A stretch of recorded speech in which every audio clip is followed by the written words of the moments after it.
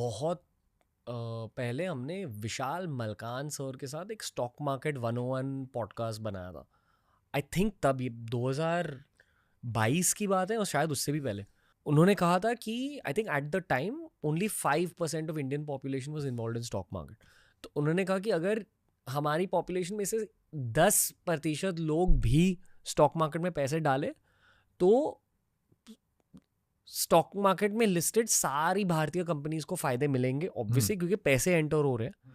And then अगर उन companies ने अच्छी परफॉर्मेंस दी खुद के गेम्स में तो फिर वो कंपनीज भी रिच होंगी, इन्वेस्टर्स भी रिच होंगे और देश की इकोनॉमी भी आगे बढ़ेगी। बिल्कुल यही होता है लॉजिक स्टॉक मार्केट का। हाँ okay, so may be over the last 2 years ये नंबर इंक्रीज हुआ है। हाँ बिल्कुल। ओके, हाँ।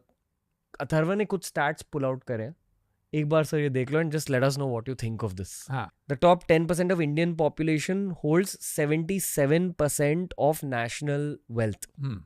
73% of wealth generated in 2017 went to the richest 1%, while 670 million Indians who comprise the poorest half of the population only saw 1% increase in wealth. कहने का मतलब है कि अमीर ज्यादा अमीर हो रहा है और गरीब ज्यादा गरीब हो रहा है। ये सिर्फ कह रहा है कि अमीर जो है वो ज्यादा अमीर हो रहा है, पर ये नहीं कह रहा कि गरीब ज्यादा गरीब हो रहा है। ये कह रहा है कि जो गैप है बहुत अमीरों का के साथ वो इंक्रीज हो रहा है। पर ये भी हो सकता है कि अमीर लोगों की जो वेल्थ है वो बहुत तेज़ी से बढ़ रही हो और अगर जो गरीबों की इनकम है वो बढ़ रही है पर इतनी ज़्यादा नहीं बढ़ रही जितनी अमीरों की बढ़ रही है। ये मेरा इसका इंटरप्रिटेशन है। अगर आपने और मैंने कंपनी स्टार्ट करी कल, उस कंपनी को ग्रोथ मिल गई अप टू अ पॉइंट, फिर एक ऐसा पॉइंट आएगा कुछ सालों के बाद जहां हमें लगे कि नहीं अभी और भी बड़ी गेम खेलनी चाहिए और इन्वेस्टर्स के पास जाने के बदले हम पब्लिकली लिस्ट कर देंगे इस कंपनी को। अगर फिर से और भी ज्यादा ग्रोथ मिली तो we might basically you and me will become rich. एक बार जब हमारी कंपनी स्टॉक मार्केट में लिस्ट हो गई और लोगों ने पैसे डाले तो हम पहले से अमीर थे और भी अमीर हो जाएंगे। यही आप कह रहे हो? हाँ, हो सकता है पर इतना भी आसान नहीं है। हो सकता है क्योंकि मतलब हर कंपनी भी ऊपर नहीं जाती। हमें पिछले 3-4 साल में लगता है कि हर कंपनी में पैसे बन रहे हैं, जो स्टॉक मार्केट में लिस्टेड है। जो भी स्टॉक मार्केट में लिस्टेड है, पर ये हमेशा नहीं होता है। मैंने इंडियन स्टॉक मार्केट 30 साल से ऊपर देखा है और मैं उस फेज में भी देखा है मैंने 10 साल के लिए जब स्टॉक मार्केट कहीं नहीं गया और इतनी सारी कंपनीज थी इंडिया में जो 50-60% उनमें नुकसान भी हुआ। तो ये हमें इतनी आसान बात नहीं है। और दूसरी बात मैं बताऊं कि जब स्टॉक मार्केट में कोई कंपनी लिस्ट करती है तो मैंने ये एक बड़ा अर्ली लेसन सीखा आपने का कि आपका टेंशन भी बहुत ज़्यादा हो जाता है, क्योंकि फिर हर रोज़ आपका जो स्टॉक प्राइस है वो लोग देखते हैं, हर रोज़ उस पर कॉमेंट होता है। तो और अगर इन्वेस्टर्स को कुछ पसंद नहीं है तो उसके बारे में आपको सुनने को ज़्यादा मिलता है। तो इन अ वे एक बार आप कंपनी लिस्ट करो तो आपका एक नया बॉस हो जाता है।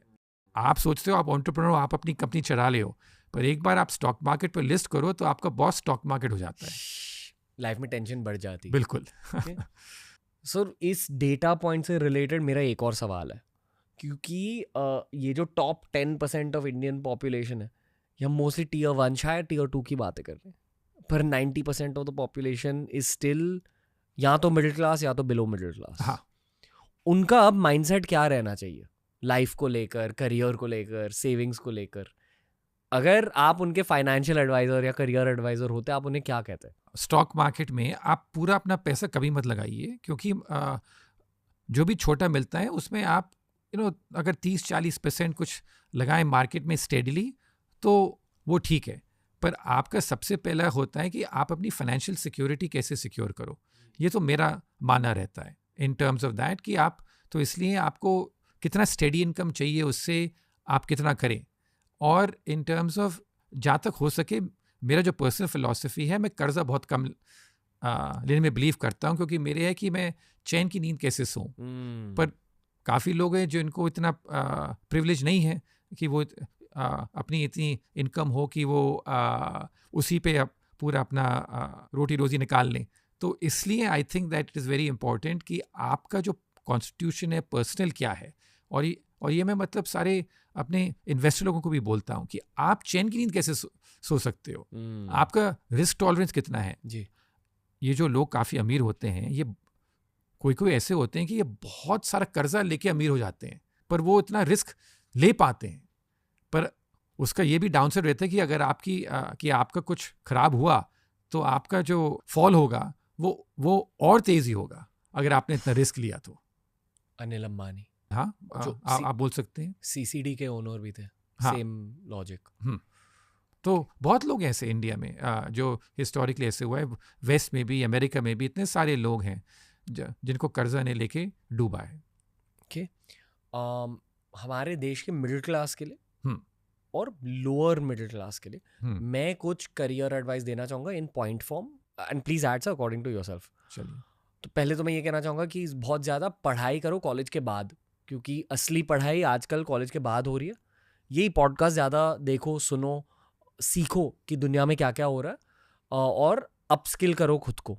जितने ज़्यादा स्किल्स होंगे, जितना ज़्यादा आप दुनिया के बारे में जानोगे, उतने ही अच्छे आपके करियर प्रॉस्पेक्ट्स बन जाते हैं। पहले ये कहना चाहूँ। इसके बारे में मैं सिर्फ एक चीज़ कहूँ, जो मेरा एक्सपीरियंस है कि आप जितना प्रैक्टिकल काम करो और जितना प्रैक्टिकल एक्सपीरियंस है वो is like very important as well, कि आप किसी जॉब करो, इंटर्नशिप करो, उससे कितना जॉब पे आप सीख पाओ। जॉब की बात की जाए ना सर, तो मैं एक चीज़ मानता हूँ कि घर छोड़ना चाहिए एट सम पॉइंट। ये कठोर सच है ज़िंदगी का। हाल ही में मैं बनारस गया था, कुछ स्मार्ट लड़के मिले वहाँ। आई एम श्योर कि कुशाग्र भी ये एपिसोड देखकर, कुशाग्र मिला। हाँ। उसने मुझे बहुत अच्छी एडवाइस दी यूट्यूब को लेकर, हाँ, जो मैंने अप्लाई भी की है। मेरी फर्स्ट थॉट ये थी कि यार ये इतना स्मार्ट बंदा है।